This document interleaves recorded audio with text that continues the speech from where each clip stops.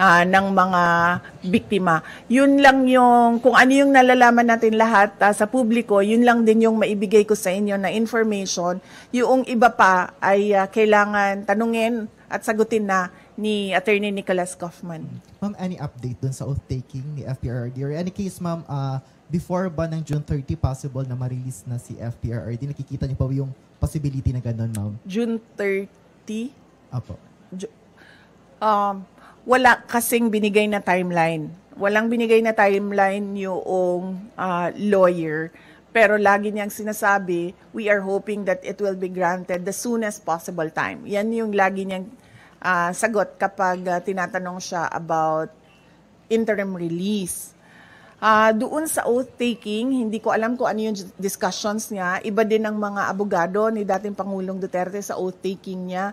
Mga Filipino lawyers ang kausap niya at nag-aasikaso ng kanyang oath-taking. Ma'am, you have any idea dun sa non-filing daw po ni FPRRD nung kanyang sources sa COMELEC? Baka may discussion kayo with the local lawyers niya po. Ang pagkakaalam ko ay kailangan ng oath yun.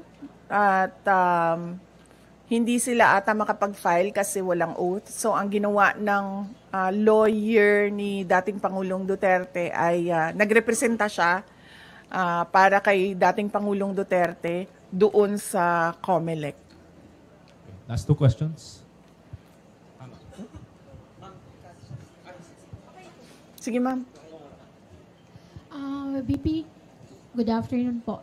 Doon po sa case po ni FPRD, alam mo ba natin, ma'am, kung nag-file na po ng motion to respond ang prosecution with regards po doon sa request po ni former president po ng interim release?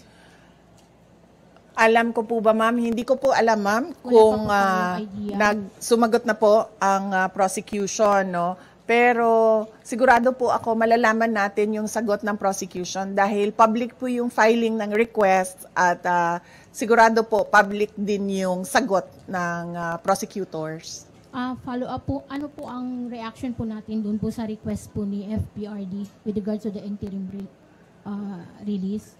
Ang sa akin lang naman is makakabuti talaga sa kanya yun, ma'am, dahil 80 years old na siya at hindi lahat ng pangangailangan ng 80 years old ay nabibigay ng ICC detention unit dahil siya din ang kauna-unahang ICC detainee na ganun ang edad na medyo hindi lang siya senior, super senior na siguro ang tawag sa kanya, ma'am, dahil 80 years old na siya.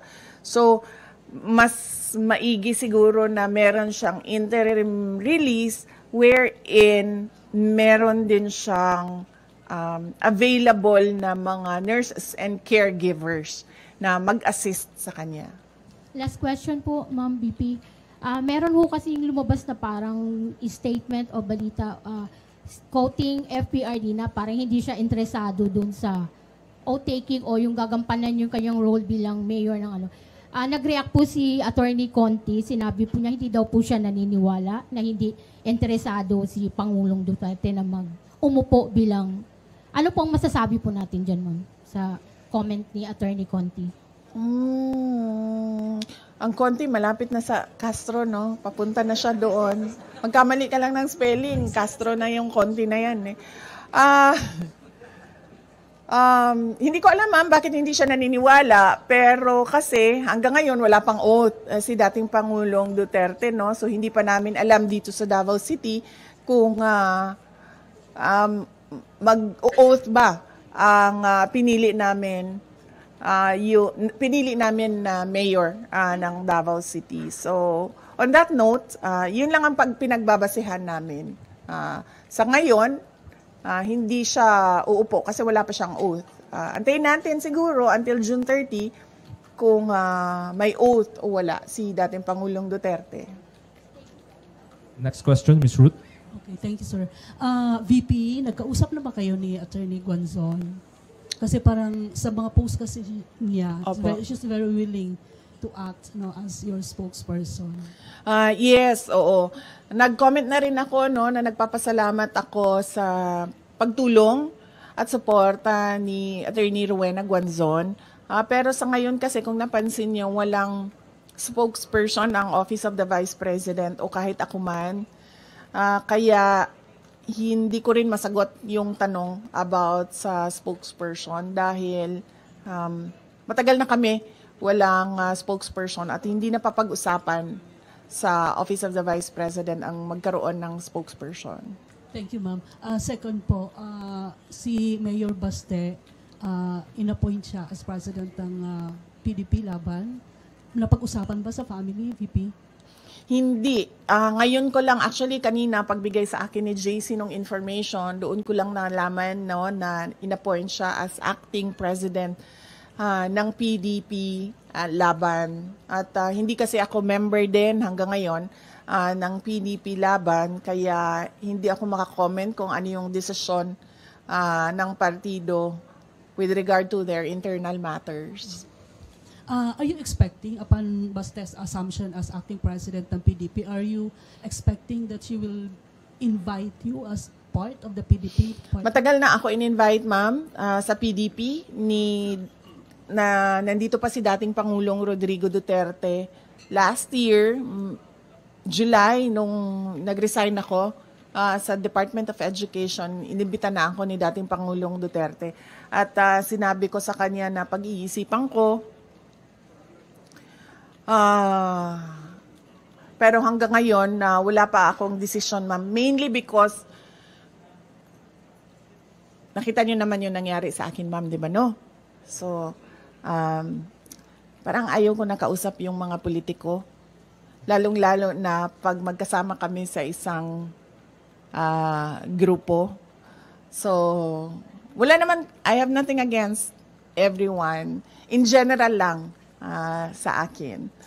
At mas gusto ko yung ganito ako, yung sinasabi ko lagi na I'm single and ready to mingle in terms of politics. Kesa sa yung nakatali ka sa loob ng isang grupo. So, hanggang ngayon, ma'am, wala pa akong desisyon kung papasok ako ng PDP. Any more? Last question, Kat. Ma'am, take us through the process lang nung pag-select nung third country that will host former President Duterte should the interim release be given. Ano po yung considerations na tinake for you to pick which country? Hindi ko alam eh. Kailangan si Attorney Nicholas Kaufman ang sumagot noong tanong na yan para comprehensive yung sagot niya kung paano umabot na merong request for interim release at merong country na nakausap. Pero ma'am, paano po ba yun? Parang binigyan ng choices yung family or may isang choice lang po? Walang binigay na choices sa family at walang tulong siya galing sa ICC. Lahat ito ay tulong lang galing sa grupo ni dating Pangulong Rodrigo Duterte.